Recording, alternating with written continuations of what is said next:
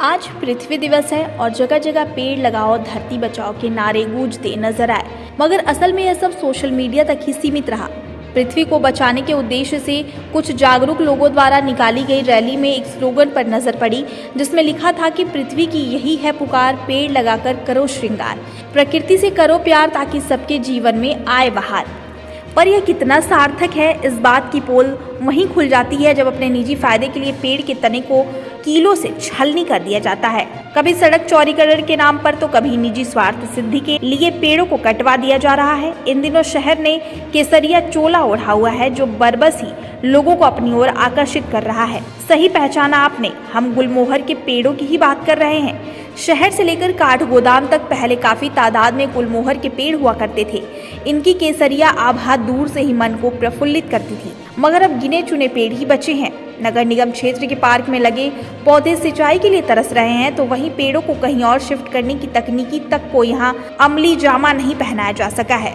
निगम के अधिकारी हवाई बातें करते हैं और ट्रंचिंग ग्राउंड की जहर घोलती हवा पर चुप्पी साध लेते हैं।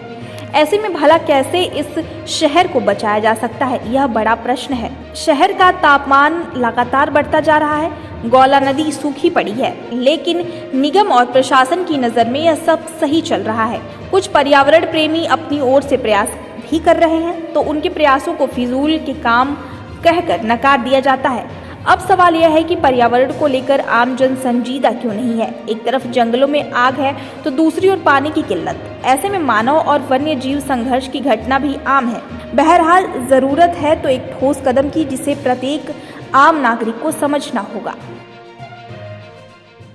तो आप जान ही रहे हो, आजकल गुलमोहर के जो पेड़ हैं वो लुप्त होते जा रहे हैं धीरे धीरे। और जैसा कि आप सभी जानते होंगे, गुलमोहर का पेड़ बहुत लाभदायक भी होता है, बहुत ज़्यादा लाभदायक होता है हर चीज़ के लिए। तो मेरा ये कहना है कि नगर निगम को इसमें थोड़ा सहयोग देना चाहिए, अपना थोड़ा उसको लगाने के लिए सहयोग करना चाहिए। और जितने भी हमारे हल्द्वानी शहर में गमले रख रखे हैं, उसकी भी अच्छी तरीके से सिंचाई होनी चाहिए।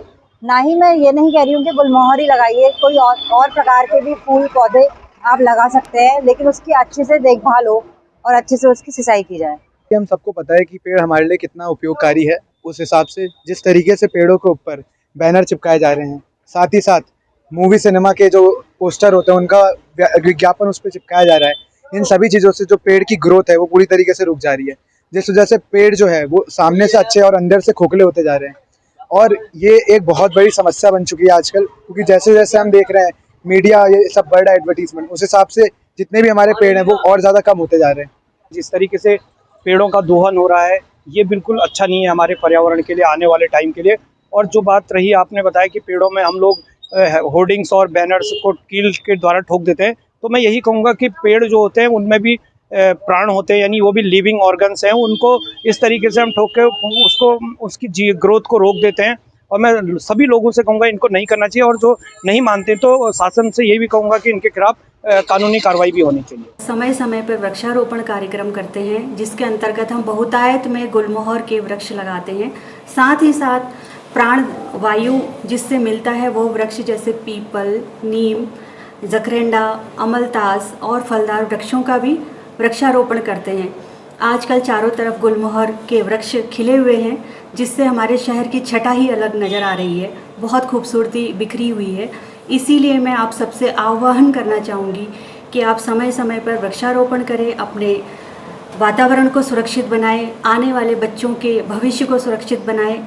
जिस तरह से अगर हमारे यहाँ पेड़ बढ़ेंगे तो जल संरक्षण भी उसी से होता है और वातावरण शुद्ध होता है। तो इसीलिए हम आपसे आह्वान करते हैं कि समय समय पर जैसे ही वृक्षारोपण का कार्यक्रम होता है तो कृपया हमारे साथ में आप आइए और चारों तरफ हरियाली बिखराइए।